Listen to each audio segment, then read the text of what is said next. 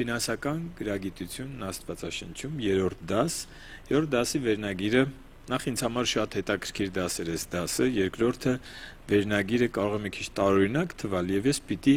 բացատրեմ ինչի մասին է դասը, որպեսզի սխալ չհասկանանք։ Ֆինանսական հավատարմությունը եւ առողջությունը։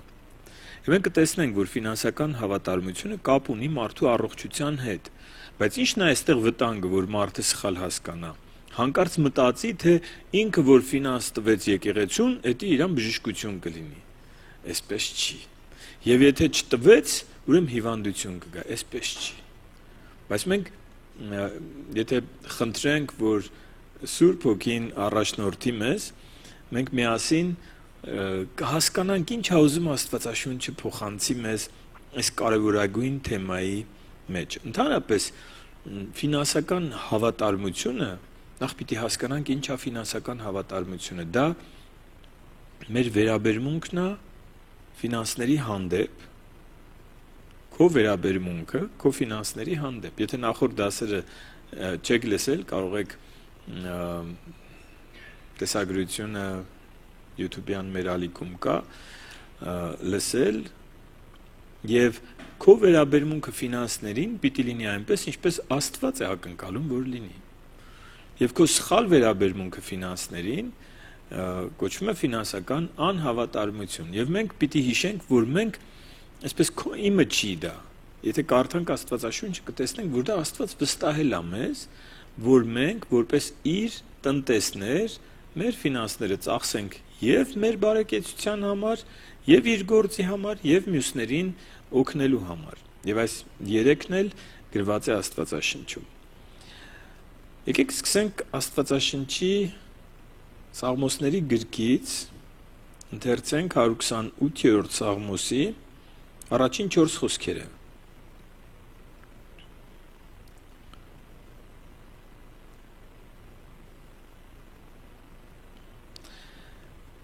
Երանի սկսում է, որ երկ աստիճաններ բարձրանալիս, շատ, եթե կուզեք սա էլ իմանաք ինչի է գրված, սա Սաղմոսը չի, սա նախաբանն է, այդպես տաճար գնալից աստիճաններ էին, տաճար գնալիս, երկրպագության գնալիս, որ գնում էին պաշտելու Տիրոջը, աստիճաններ էին բարձրանում, եւ ոչ միայն տաճարում էին Տիրոջը փառաբանում, այլ նաեւ սա աստիճանները բարձրանալիս փառաբանում էին Տիրոջը, դրա համար այս երգը կոչվում է երկ աստիճաններով բարձրանալիս։ Սաղմոսները երգեր են եղել։ Երանի բոլոր նրանց, որ վախենում են Տիրոջից եւ գնում են նրա ճանապարհներով։ Իհարկե, դու կուտես քո ձեռքի վաստակը։ Երանի քեզ, որ դա լավ է լինելու քեզ համար։ Կինդ պտղաբեր որդատունկի պես կլինի քո տանը, որդիները տնկված ձիթենիների պես քո սեղանի 4 կողմը։ Ահա հենց այսպես է օրհնվում այն մարդը, որ վախենում է Տիրոջից։ Ինչու համար սա կարդացի, որովհետև գիտեք, մենակ ֆինանսական հավատարմությունը չի, մենք այս դասին ֆինանսական հավատարմության մասին ենք խոսում, բայց ընդհանուր հավատարմությունն է կարևոր, որովհետև ֆինանսական հավատարմությունը Աստծուն հավատարիմ լինելու ընդամենը մի բաժինն է։ Բայց եթե դու ֆինանսների մեջ հավատարիմ ես, իսկ մյուս ավելի կարևոր բաներում անհավատարիմ, երբեք չմտածես, թե քո ֆինանսական հավատարմությունը քեզ համար օրհնություն է լինելու։ Դրա համար այստեղ կարդացի Տիրոջից երկյուղող մարդու մասին։ Երանելի է այս մարդը, ով երկյուղ ունի Աստծուց։ Երկյուղ ունենալը սարսափելը չի Աստծուց։ Երկյուղ ունենալը, որ դու մի բան շատ ես ուզում անես, բայց Աստծուն դա հաճելի չի, քո համար Աստծու կարծիքը ավելի կարևոր է։ Աստծուն նեղացնելը այնքան մեծ ցավ է քեզ պատճառում, որ դու որոշում ես չանես այդ բանը, թեև քեզի շատ հաճելի է ու դու շատ ես ուզում, որպեսզի Աստծուն չնեղացնես։ Ահա սա է Աստծուց երկյուղ ունենալը։ Եվ Աստվածաշունչը մեզ ասում է երանելի այս մարդուն եւ թվարկում է օրհնությունները։ Գիտեք, իրական հավատարմությունը Տեր Հիսուսը սովորեցնում էր, որ սկսում է քչից։ Ինչպես երեխային կամ աշակերտին նոր եկած ինչ-որ բան եք ուզում սովորեցնեք, ով է հիշում իր առաջին դասարանը, որ գնաց դպրոց, որ գրիչը տվեցին, ասեցին բռնի ու մասնիկ գրի։ Հիշում եք մասնիկները։ Քչից Մասնիկ գրելուց արդեն երևում էր եւ երևի ուսուցիչները տեսնում էին ով կլինի գերազանցիկ, ով կլինի ծույլիկ, ով է լուրջ վերաբերվում, ով է անլուրջ վերաբերվում, քչի մեջ հավատարիմը շատի մեջ էլ հավատարիմ կլինի։ Եվ Տեր Հիսուսը խոսում էր այս մասին Ղուկասի ավետարան 16-րդ գլխում, եւ գիտեք որ նա քիչ է հավատքի կյանքում։ Ղուկաս 16-ի 10-11-ը կարդամ։ Տեր Հիսուսի խոսքերն են սրանք. քիչ բանի մեջ հավատարիմը շատի մեջ էլ է հավատարիմ եւ քիչ բանի մեջ անիրավը շատի մեջ էլ անիրավ է։ Արդ եթե անիրավ մամոնայի մեջ հավատարիմ չեղաք, ով ձեզ ճշմարիտը կվստահի։ Անիրավ մամոնան փողն է, ֆինանսը։ Եթե օտար բանի մեջ հավատարիմ չեղաք, ձերը իսկականը ով ձեզ կվստահի։ Տերը ասում է չեմ վստահի։ Սա սկսվում է այստեղից։ Բայց ես չեմ աշխատում, ինձ ուղղակի, չգիտեմ, հայրիկս տալիս է 1000 դրամ ծախսելու համար։ Իսկ դու պատրաստ ես քո 1000 դրամից, օրինակ 200-ը մի հատ հաց, մի հատ մատնաքաշ դնես ինչ որ մի սոված, եթե գիտես ինքը սոված է, ոչ թե անես քո հոգին, մարդիկ կան բարեգործություն են անում իր հոգին հանգիստ լինելու համար։ Ես այսօր որոշել եմ 200 դրամ տամ, չգիտեմ, ում կուզի։ Տես չէ, կարիքավորին,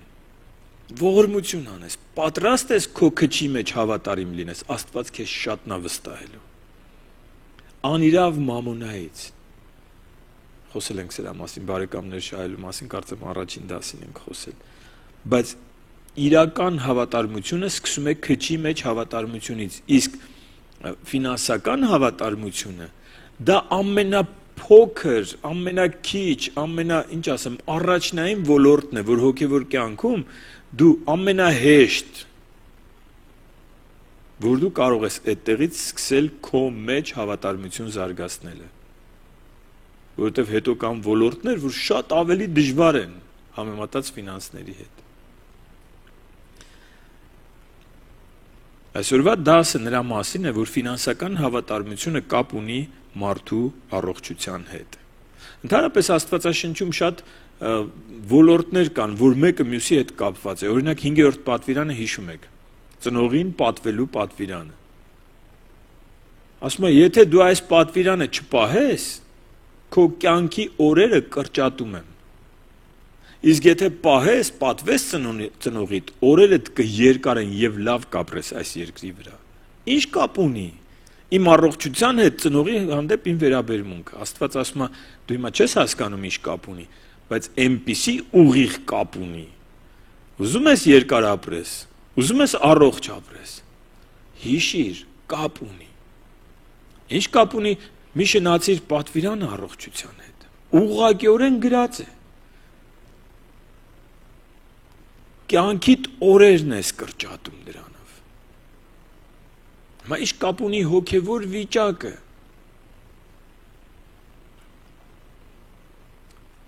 Հավատարմությունը քո առողջության հետ։ Եկեք կարդանք Աստվածաշնչից։ Հովհաննես առաքյալի 3-րդ թղթի 2-րդ խոսքում, 1 գլուխ ունի, գրված է. «Սիրելիս, աղոթում եմ քո բոլոր հաջողությունների եւ քո առողջության համար»։ Կուզեիք ինչ որ մեկը ձեր հաջողությունների եւ առողջության համար աղոթեր։ Ես շատ կուզեի եւ ես ասեմ, որ շնորհակալ եմ բոլոր այն մարդկանց, ովքեր իմ համար աղոթում են, եւ իմ հաջողությունների եւ իմ առողջության համար, եւ ես գիտեմ, որ շատ շատերն են աղոթում։ Հիմա բայց այստեղ Հովհաննես առաքյալը մի բան շարունակում է, այստեղ չի վերջացնում։ Ասում է աղոթում եմ, որ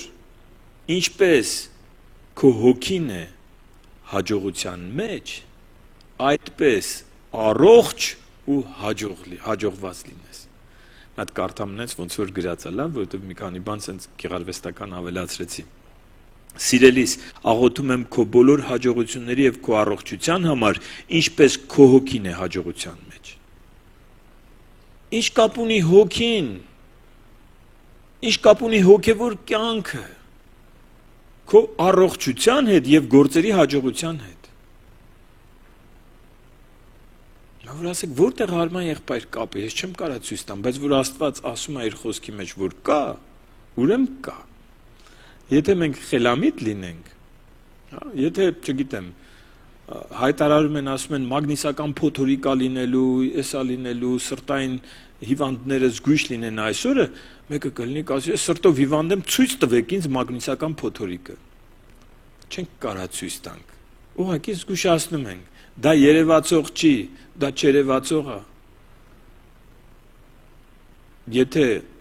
խելամիտ լինես, լսես զգուշացումը, չես դուժի։ Հիմա այստեղ գրված է, որ կա կապ հոգևոր առողջության եւ ֆիզիկական առողջության միջև։ Հոգևոր առողջության կարևորագույն ոլորտներից մեկն էլ ֆինանսական հավատարմությունն է։ Առաջին Տիմոթեոս 6-րդ գլխի 8-ից 12 խոսքերը ընթերցենք։ Ուտելիք եւ հագուստ ունեք, դրանով բավարարվենք։ Այսպես է գրած, ուտելիք եւ հագուստ ունենք, Պողոս առաքյալն է ասում, դրանցով բավարարվենք։ Իսկ ովքեր ուզում են հարստանալ,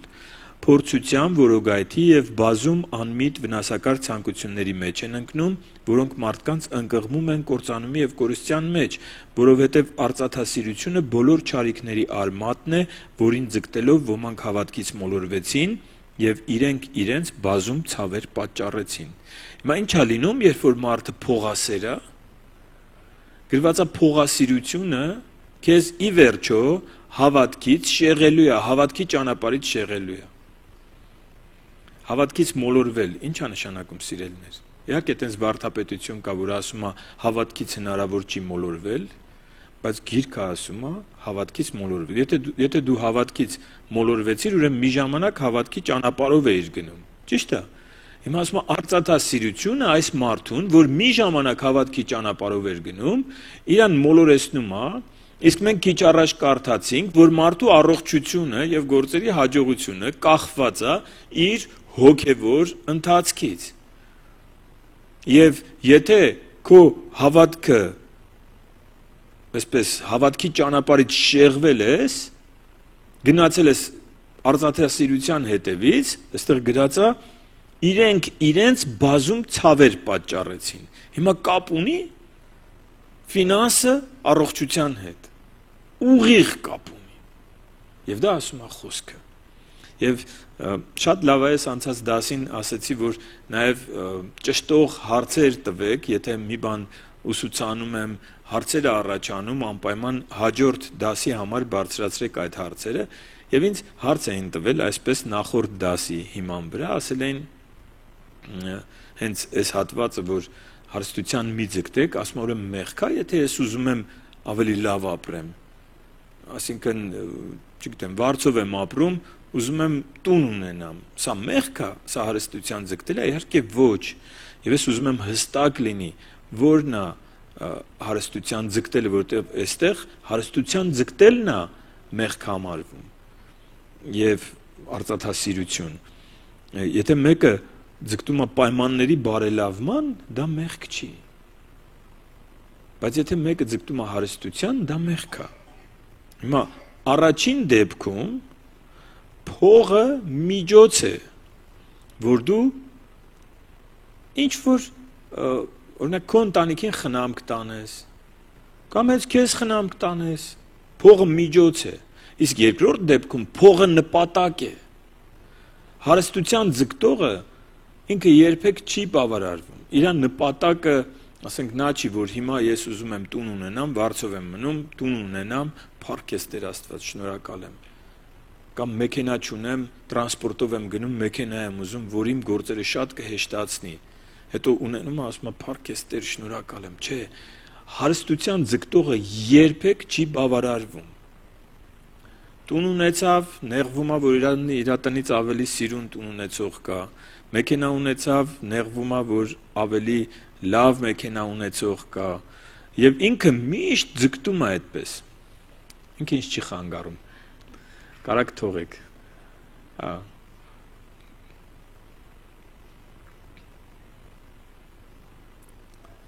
Մոնթեն մտավ ձայնագրության մեջ։ Նայեք, հարստության ձգտելը որն է, որպեսզի դուք իմանաք։ Մարդիկ կան, իրենց արժեքը տեսնում են իրենց փողի մեջ։ Ասենք իրենց հագնվածքը, իրենց արժեքա տալիս, իրենց մեքենան, իրենց արժեքա տալիս, կողքի մարդիկ էլ իրենց կարևորում են։ Հանկարծ որ այդ մարդը ստիպված լինի այդ մեքենայից իջնի ավելի վատը նստի, իրան էլ նես չեն բարևի ոնց որ առաջ էին բարևում։ Իրան տենց հարգանքով տեղ չեն տա խնջույքների ժամանակ, որովհետև իր մեքենան է որոշում իր դիրքը խնջույքի մեջ։ Հասկանում եք հարստությունը, որ նա մարդը փող է ուզում, որ մարդկանց կողմից ընդունելի լինի։ Հո այս աշխարհից եք, չէ՞, գիտեք ինչի մասին եմ խոսում։ Որովհետև փողը տալիս է դիրք, իշխանություն, ազդեցություն, հեղինակություն։ Ով շատ փող ունի, ինքը ավելի ազդեցիկ է, ով շատ փող ունի, ավելի մեծ պատվի արժանանում աշխարհի մարդկանց կողմից։ Եվ վայ մեզ, եթե մենք Քրիստոսի աշակերտներս փորձենք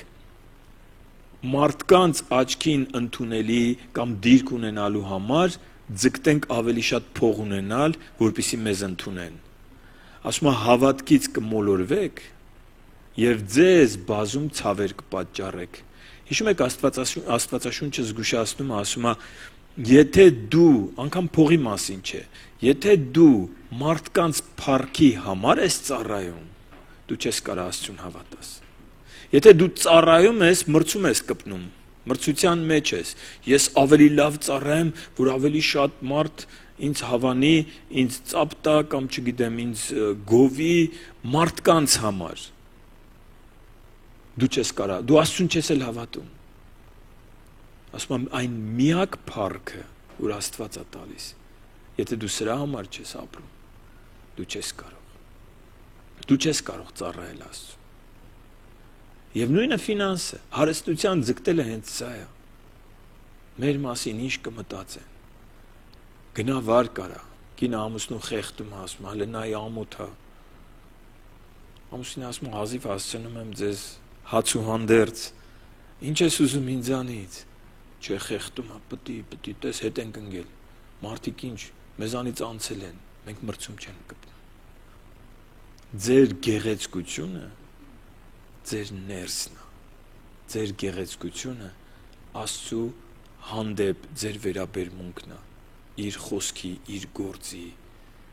եւ ձեր արժեքը երբեք չի ձևավորվում ձեր ունեցվածքով։ Որտեւ եթե ձեր արժեքը ձեր ունեցվածքից է, մի օր այդ գնալու է, մնալու եք անարժեք։ Ձեր արժեքը ձևավորվում է երկնքում կուտակած ձեր գանձերով, դա ասում եմ ինչի համար, երևի սխալ ասեցի, արժեքը դրանով չի։ Հիմա ավելի ճիշտ ասեմ, լավ սա, որովհետեւ նուրբ բան ասեցի, այն չստացվեց ինչ որ ուզում էի ասեի։ Երկնքում բոլորը հավասար չեն լինելու։ Աստված ամեն մեկին տարբեր գովասանքի է արժանացնելու։ Եվ այն գովասանքը, որ դու կստանաս, դա կախված է լինելու, թե որքան գանձ ես կուտակել երկնքում, որքան ես բազմացրել։ Բայց քո արժեքը, դու արժեքավոր ես, ով ուզում ես եղի, դու Աստծու համար այնքան արժեքավոր ես, որ ինքը իր որդուն է զոհել քո համար։ Մեր արժեքը որոշում է Աստծու սերը։ Ես ուզում եի ասել, որ մենք նույն վարձքին չենք արժանանալու երկնքում։ Եվ հիշում եք Տերը, որ կանչում է։ Երեք չի դու ես եկել, մի հատ մամային ես կանչում։ Հիսուսը ասում էր, երբ որ այսպես մամաները երևի չէին թողում, որ երեխաները գային, խանգարեին իրան, ասում էր՝ մի խանգարեք այս երեխաներին, թողեք, իրանք ինչ չեն խանգարում։ Այնպես որ եկեք ավելի լավ է մամաները երեխաների հետ գան, քան թե մտածեն իմ երեխան խանգարում է ու չգան։ Լավ։ Դրա համար ուշադրություն այս կողմի վրա։ Փողը միջոց է, որ Աստված վստահում է մեզ։ Փողը նպատակ չի։ Սա է մեղքը, այստեղ է գալիս ցավը մարդու կյանքում։ Երբ որ հավատքից հեռանում ենք, ցավը գալիս է, եւ ցավը եւ հիվանդությունը։ Գնանք առաջ եւ տեսնենք էլ ինչա մեզ սովորեցնում Աստվածաշունչը։ Եբրայեցիս 13:5-ում գրված է վարքը առանց արծաթասիրության թող լինի, բավարար համարեք այն, ինչ ձեռք եք բերել, որովհետև ինքն ասաց, քեզ չեմ թողնելու եւ չեմ լքելու։ Աստված ինքն է ասել, քեզ չեմ թողնելու, քեզ չեմ լքելու։ Այն որ վայ, վույ, բա ոնց կլինի, բա հետո չգիտես ինչ, քեզ չեմ թողնելու։ Մի քիչ կուտակենք սևորվա համար, քեզ չեմ թողնելու։ Աստվածաշունչը սովորեցնում է, որ ամռանը պատրաստվի ձմռանը։ Կուտակելը սխալ չի, բայց ոչ թե սևորվա համար։ Քեզ չեմ թողնելու, քեզ հետ եմ լինելու։ Շատ ունենանք, որ ապահով լինենք, շատ ունենալու մեջ ապահովություն չկա։ Ապահովությունը Տիրոջ հետ լինելու մեջ է։ Ծույլը թող չմտածի, որ ես գոհանում եմ ինչով որ ունեմ։ Քո երեխան սոված է, դու ասում ես ես գոհանում եմ ինչով որ լինեմ։ Ասում է ծույլը երկինք չի մտնելու։ Այն ծառային ասեց հերու գնային զանից, չար եւ ծույլ ծառա։ Ծույլի դրանը աղքատությունը չոքած է։ Դու պիտի լինես աշխատասեր։ Դու պիտի գործես, բայց հիշի, որ օրհնությունը Տիրոջից է։ Հիշում եք այն լավ համարը, որ նախորդ անգամ կարդացինք, Աստված օրհնում է եւ օրհնության վրա ցավ չի ավելացնում։ Սատանան էլ կարա փող տա մարդուն, ինչպես Տեր Հիսուսին առաջարկում էր։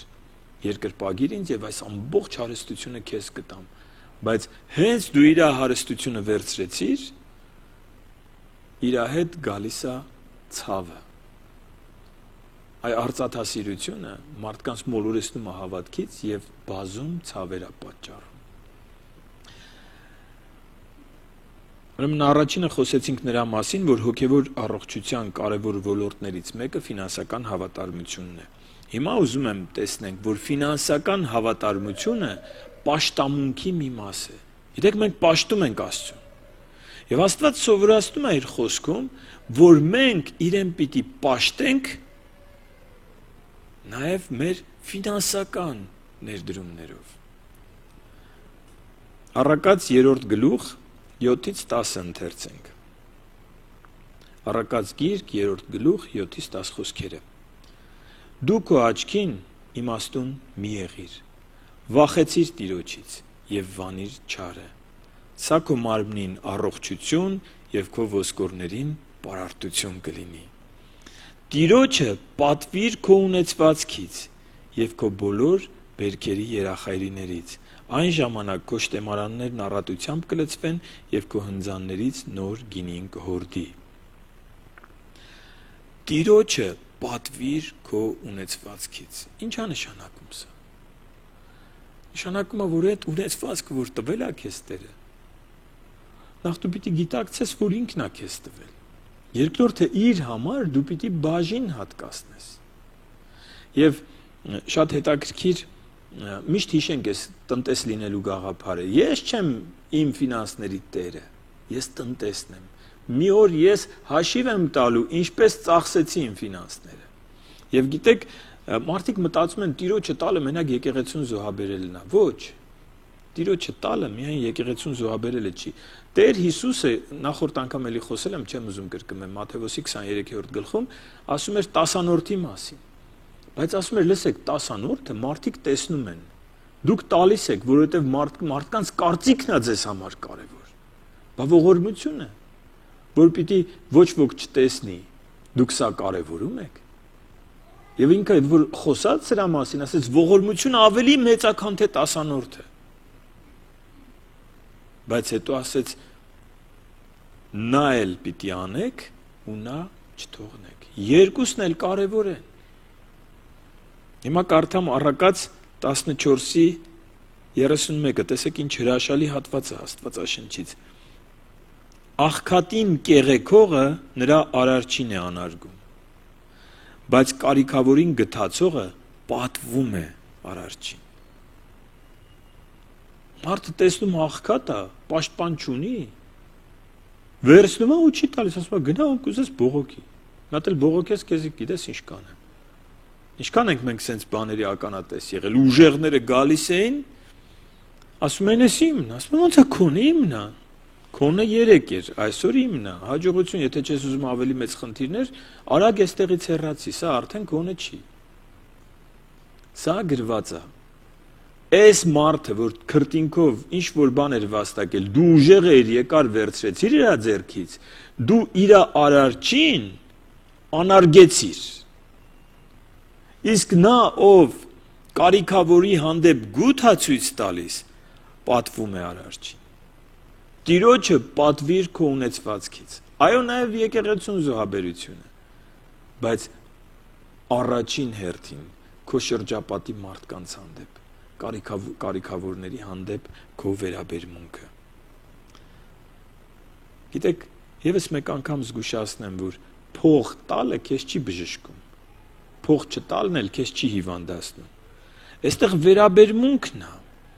Աստծու խոսքի հանդեպ։ Աստված ասում է, ես այսպիսի կարգ եմ դրել։ Ես քո կարգը չգիտեմ, ես իմ կարգը ունեմ։ Իմ կարծիքով ճիշտը սա է։ Այսինքն քո կարծիքով Աստված սխալ է։ Դու քո ճշտով ես ապրում։ Աստծու ճիշտը դրել ես մի կողմ։ Դու քեզ թշնամի ես դարձնում Աստծուն։ Եվ այստեղ է գալիս խնդիրը։ Իսկ եթե դու ասում ես, այո, ես սխալ եմ արել, ներիր, Զաքեոսին հիշում եք։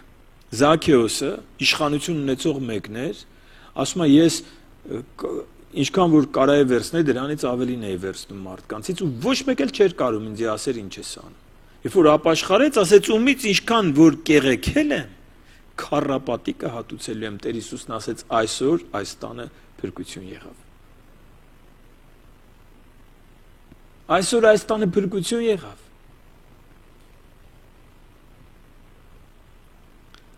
Առակաց 3-րդ գլուխ 32-33 խոսքեր։ Որովհետև խարդախ մարդը զզվելի է Տիրոջը։ Ես չեմ ասում, Աստվածաշունչն է ասում։ Ես չգիտեմ ով ինչպես է փող վաստակում, բայց գրված է խարդախ մարդը զզվելի է Տիրոջը, բայց նրա մտերմությունը, Տիրոջ մտերմությունը ուղղամիտների հետ է։ Հիմա շարունակությունը լսեք։ Անիրավի տան վրա Տիրոջ անեծքը կա, բայց արդարների բնակարանը նա օրհնում է։ Հիշում եք Տեր Հիսուսը ինչ էր ասում Մամոնայի հետ կապված։ Ասում էր, որ ասեց քչի մեջ հավատարիմ եղեք, հիշում եք Լուկաս 16-րդ գլուխը, օտարի մեջ հավատարիմ եղեք, անիրավ մամոնայի մեջ հավատարիմ եղեք, դրանից հետո շարունակեց ու ասեց, սա պաշտամունք մի դարձրեք, փողը պաշտամունք մի դարձրեք, որովհետև դուք մեկ Տեր ունեք, դուք չեք կարող երկու Տիրոջ պաշտել։ Եթե դուք փողը պաշտամունք դարձնեք, երկու Տիրոջ պաշտեք, մեկին սիրելու եք, մյուսին ատեք կամ հակառակը։ Հնարավոր չի երկու Տիրոջ ծառայել։ Հիմա ինչու է որ անիրավի տան վրա Տիրոջ անեծքը կա, որովհետև ինքը փողը դարձրել է իր Աստվածը։ Որտեվ մամոնային է պաշտում։ Որտեվ ասում է ես այո, սխալ ճանապարհով եմ փող աշխատում, բայց աշխատում եմ։ Աստված ասում է, բայց դու պաշտում ես, դու չես աշխատում։ Սատանան քեզ ասել է ինձ երկրպագի, ես քեզ կտամ, դու էլ իրան երկրպագում ես, ինքն էլ քեզ տալիս է։ Սատանայի երկրպագողի տանը Տիրոջ անեծքն է, կոպիտ եմ ասում, բայց անկեղծ եմ ասում, սա է ճշմարտությունը։ Եվ սա չեմ ասում, որ ինչ-որ մեկ իրան վատ զգա, սա ասում եմ, որ Զաքեոսի պես ապաշխարություն լինի, հերիք է Տիրոջ անեծքի տակ ապրենք։ Ավելի լավ է քիչը արդարությունով, քան թե շատը Աստծու անեծքով։ Աստված չի անեծում։ Անեծքը դա պատիժն է։ Այն որ գրած է Աստծու անեծքը, դա Աստծու պատիժն է։ Աստված պատժում է, այն էլ ոնց է պատժում։ Հենց մամոնային երկրպագություն եք անում, Աստծու պատիժն է գալիս։ Բայց այս խոսքերը գրված չեն, որ մենք ընկնենք ինքնադատապարտության մեջ։ Այս խոսքերը գրված են, որ մենք ապաշխարենք, Աստված սիրում է մեզ, դրա համար է զգուշացնում։ Եվ հատկապես եկեղեցու ներսի ժողովուրդ, հատկապես այն գումարը, որ Աստծուն է պատկանում։ Հուդան ինչու ընկավ այդքան դաժան կերպով։ Շատերը մենակ Հուդայի դավաճանությունը գիտեն, չգիտեն, որ գրված է Հուդան, գանձանակը իր մոտ էր, ու Հուդան գողանում էր գանձանակից։ Ես չգիտեմ ոնց էր գողանում, բայց կարող եմ ենթադրել, որովհետև գանձանակը իր մոտ էր, գնում էր սնունդ առնելու, գալիս էր, ասում էր, այսքան եմ ծախսել, բայց այդքան չէր ծախսել։ Եվ Տեր Հիսուսի ծառայության բյուջեից ինքը վերցնում էր եւ գրպանում էր։ Եվ դրա համար էլ սատանան մտավ իր մեջ։ Դրա համար էլ Աստծո պատիժը եկավ Հուդայի վրա։ Դրա համար էլ մենակ ինքը չուրացավ, Պետրոսը նույնպես ուրացավ։ Պետրոսը ներվեց, իսկ Հուդային չներվեց։ Որտեվ Պետրոսը սխալ գործեց, չգիտակցելով, իսկ Հուդան սխալ գործեց, հատուկ ծրագրավորված երկար ժամանակ, ձեր կարծիքով Տեր Հիսուսը չգիտեր, որ ինքը գողանում էր։ Իհարկե գիտեր։ Մարդիկ մտածում էին այնտեղ, Տերը ասում էր, ինչ եք մտածում։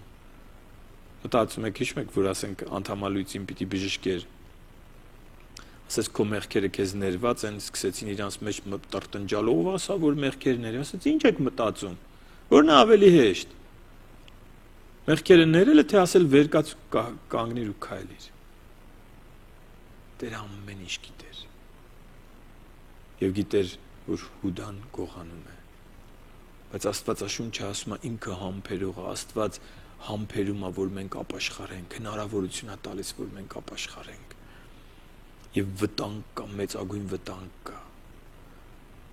Չի ասում այդ մարդու վրա է Տիրոջ անեծքը։ Եվս մեկ անգամ կարդամ, անիրավի տան վրա Տիրոջ անեծքը կա։ Շատ վտանգավոր է։ Ամբողջ ընտանիքն է։ Իհարկե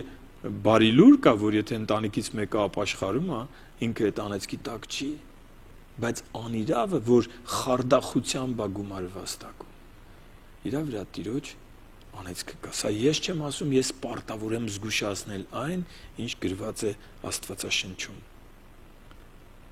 Ելից 23-րդ գլուխ։ Ես չգիտեմ Աստված ինչու իմ սրտին դրեց այս թեման, ֆինանսական գրագիտությունն Աստվածաշնչում, բայց երևի Աստված ուզում է մաքրի իր ժողովրդին։ Ես հավատում եմ, որ մեծ այցելություն է սպասվում, եւ Աստված ուզում է մաքրի իր ժողովրդին, որովհետեւ համատարած է սա։ Եվ մարդիկ խարդախության մեջ են ու այդ խարդախությունը այսպես միշտ արդարացնում են։ Երբեմն ասում են, ես չեմ կարող առանց խարդախության։ Գիտեք, մի մարդու հետ է խոսում, որ վատ կյանքով էր ապրում ու այդպես էր փող աշխատում։ Ասում եմ, ես չեմ կարող, ես սոված կմեռնեմ, որ սա չանեմ։ Դե ես ասեցի, քո ընտրությունն է, հիմա ես քեզ ասում եմ, ինչա քեզ սպասում, եթե չապաշխարես, մնացածը ես չեմ, ասում եմ, ես որ դա չանեմ, դու իմ երեխեքին կպահես, ասի, իհարկե ոչ։ Ես չեմ եկել քեզ ասեմ, որ թող ես կաշխատեմ, իմ ընտանիքն էլ կպահեմ, քո ընտանիքն էլ կպահեմ։ Չէ։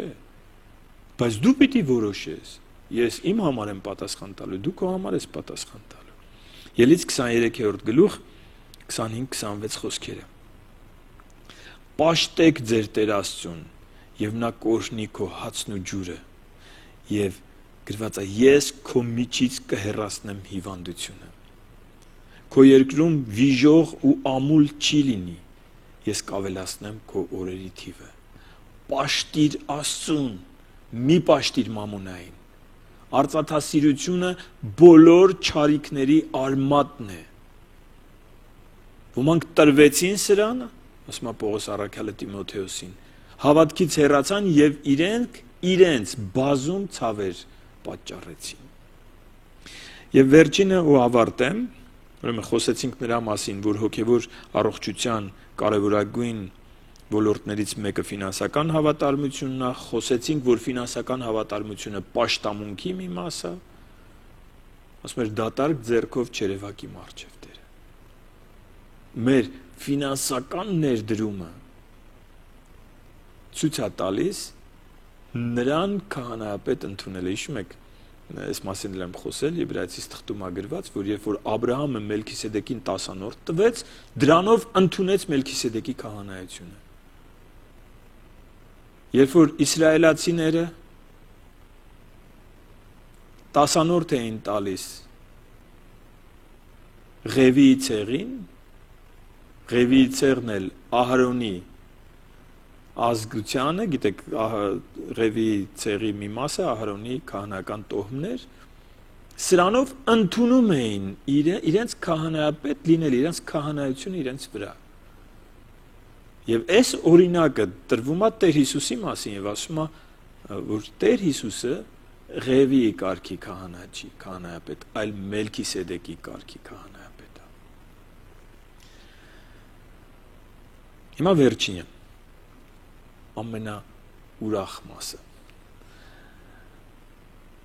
Ֆինանսական հավատարմությունը ծանրություն չի, այլ ուրախություն։ Երկրորդ Կորինթացիս 9:6-ում կարդում ենք. որովհետև ով խնայողաբար է սերմանում, խնայողաբար էլ կհնձի, իսկ ով առատությամբ է սերմանում, առատությամբ էլ կհնձի, ամեն մեկը թող ըստ իր սրտի հոժարության տա եւ ոչ թե տրտմությամբ կամ հարկադրաբար, որովհետև Աստված սիրում է հոժարակամ տվողին։ Խոսքը եկեղեցուն ֆինանսական զոհաբերության մասին, այլ Պողոս առաքյալը սա նոր կտակարանն է, սա հին կտակարանը չի, ասում է, որ այսպես քեզնից կտրելով, սրտիցդ արյուն կաթալով, եթե մի երկու կոպեկ պիտի տաս եկեղեցուն, հետո էլ գնաս գիշերը չկարողանաս քնես, ասես տենաս ինչ եղավ իմ փողերը, տենաս ինչի վրա ծախսեցին, բա որ հանկարծ սխալ ծախսեն, ավելի լավա չտաս։ Քո տալը պիտի լինի ուրախությամբ, ոչ թե տրտմությամբ։ Ոչ թե պիտի տաս ու կասկածներով գնաս, ասես տենաս ինչ են անում։ Կասկածում ես, գնա ասա, ես ձեր եկեղեցու անդամ եմ, էլի այս հարցն էին տվել, ասում են, բոլորը պիտի իմանան եկեղեցու ծախսերը, իհարկե ոչ։ Բայց եթե դու ես եկեղեցու անդամ ես, դու ներդնում ես այս եկեղեցու համար, դու իրավունք ունես իմանալու եկեղեցին ինչի վրա է իր գումարը ծախսում։ Եվ եթե ինչ-որ մեկը քեզանից գաղտնի է պահում, ինչը որ գաղտնի է, դա խավար է։ Չեմ ասում, պիտի մենք հայտարարենք, մարդիկ իմանան, հատկապես բարեգործությունները, երբ որ մեր եկեղեցին անում են, հենց անում, որ ոչ ոք չիմանա։ Մենք չենք նկարում գցում Facebook, ինչ բարեգործություններ են կարել։ Որ հետո կողքից մենակ մեր եկեղեցու ժողովուրդը չզոհաբերի, Facebook-ում ինչքան մարդ կա, էլ իրանց եկեղեցուն զոհաբերություն չտա, ուղարկեն մեր եկեղեցի, որովհետև իրանց եկեղեցին չի գովազդում, մենք գովազդում ենք։ Չէ, եւ մենք մեր բյուջեն չենք բացում բոլորի համար, բայց ձեր համար եկեղեցու անդամների համար պիտի թափանցիկ լինի բյուջեն, պիտի անգամ դուք վերահսկեք այդ բյուջեն։ Չեմ ասում պիտի կառավարեք բյուջեն, որովհետև կառավարում է եկեղեցու խորհուրդը։ Բայց բյուջեն պիտի թափանցիկ, թաքուն բան չպիտի լինի, ուղիղ ասեմ, որ իմանաք։ Չպիտի այնպիսի մի ծախս լինի, որ մենք հետո թաքցնենք, ասենք ամոթա ժողովրդի իմանան, այսքան բանը սրա վրա ենք ծախսել, եկեղեցի ենք։ Չպիտի լինի այդպիսի կետ։ Եթե այդպիսի կետ կա, ուրեմն դա մեղք է։ Ինչը որ թաքուն է, դա խավար է։ Հիմա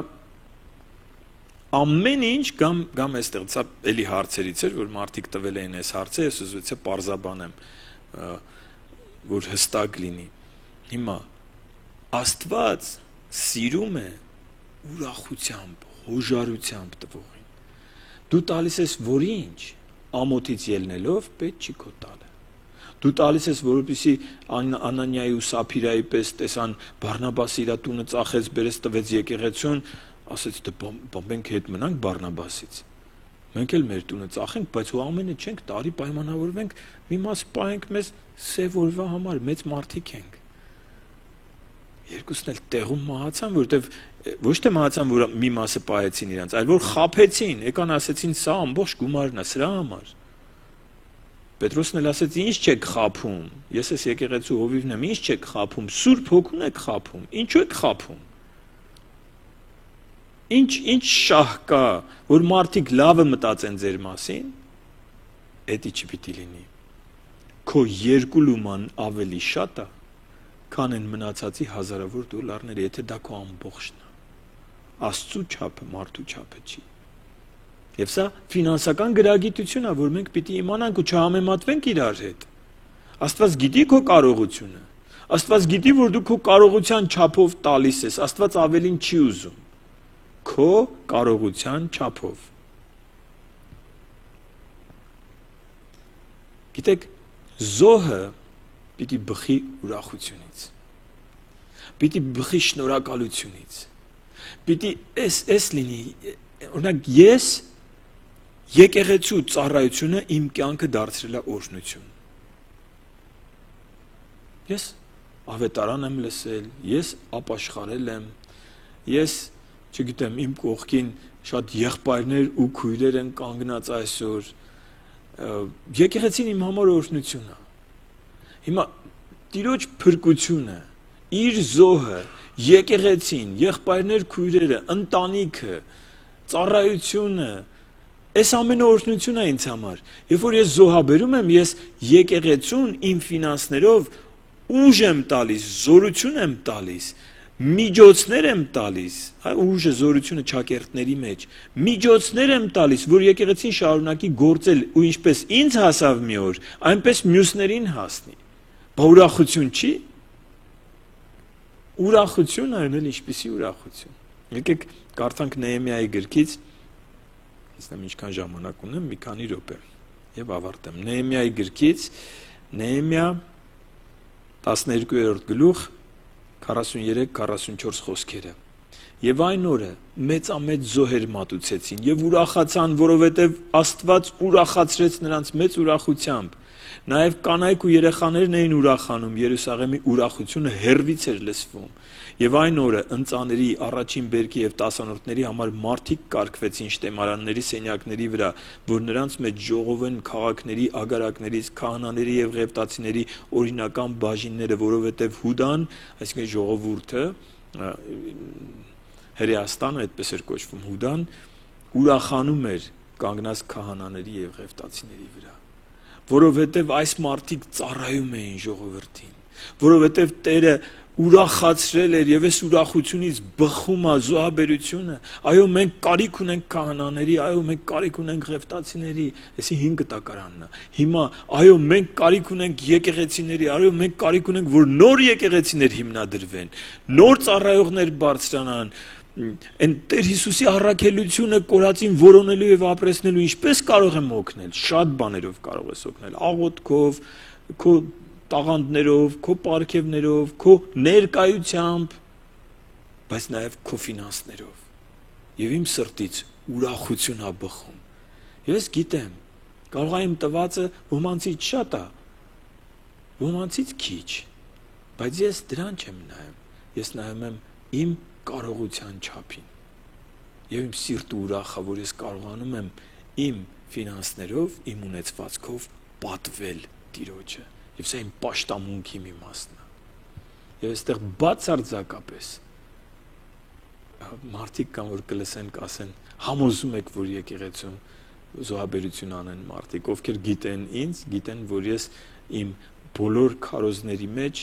չգիտեմ, միկրոսկոպով պիտի մանգակ ու գտնեք ֆինանսների մասին քարոզներ։ Այո, կան, խոսում եմ, որովհետև Աստված կարևորում է դա, բայց այս դասաշարը ֆինանսական գրագիտությունն է։ Գոնե իմացեք, որ սա ես չեմ ասում, սա Աստվածաշունչն է ասում։ Մնացածը ոնց կվերաբերվեք, դա ձեր գործն է։ Կհավատաք, կօրհնվեք, չեք հավատա, կտեսնեք հետևանքները եւ ես աղոթում եմ, որ այդ հետևանքները ձեզ ապաշխարության տանեն, այլ ոչ թե դառնության։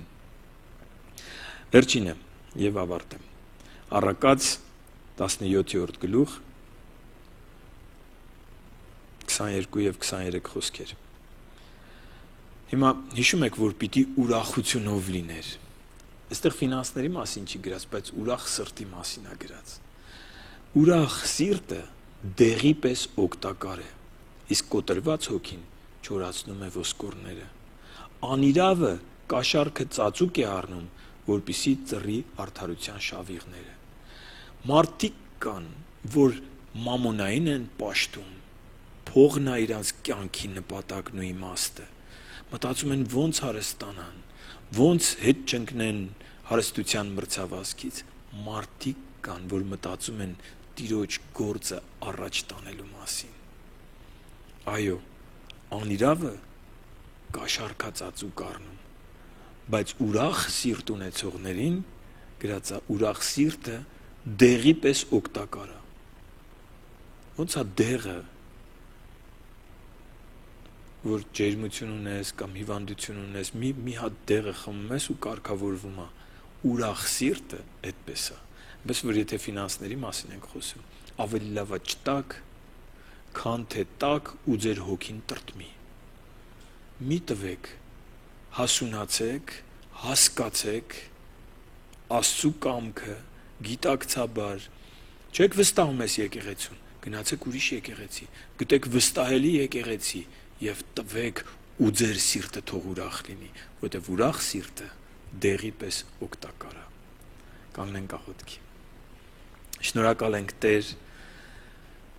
ֆինանսական հավատարմության եւ ֆինանսական գրագիտության մասին այս քո խոսքի եւ ուսուցումների համար։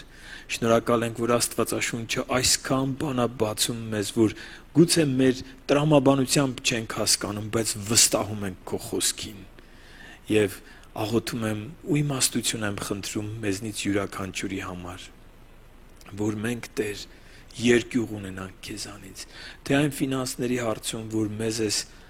վստահել որպես քո տնտեսներ, որ մեր ընտանիքների համար ծախսենք եւ հատկապես այն ֆինանսները, որ մեզ վստահել ես, որ քո գործի համար ծախսենք։ Տուր մեզ իմաստություն Տեր, որ ինչ որ անենք մեր ֆինանսների հետ, ինչպես որ վերաբերվենք, ծախսենք, մուտքը, ելքը, ներդրումը, ամենը քո անունին փառք բերի եւ քո կամքով լինի։ Շնորհակալ ենք եւ աղոթում ենք Տեր Հիսուս Քրիստոսի անունով։ Ամեն։